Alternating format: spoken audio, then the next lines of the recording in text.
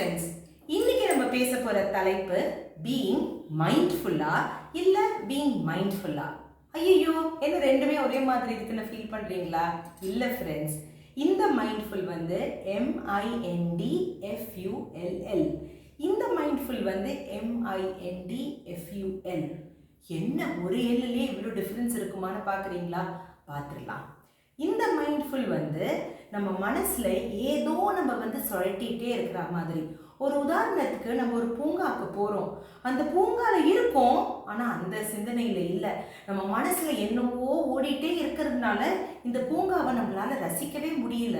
நிறைய பேரோட வாழ்க்கை அப்படிதான் ஃப்ரெண்ட்ஸ். இதுவே மைண்ட்ஃபுல். நம்ம MINDFUL.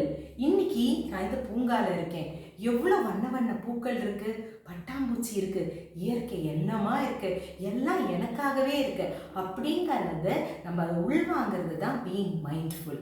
ஸோ ஃப்ரெண்ட்ஸ், நம்ம மைண்ட்ஃபுல்லாக இருக்கணுமே தவிர மைண்டை ஃபுல்லாக வச்சுக்கக்கூடாது.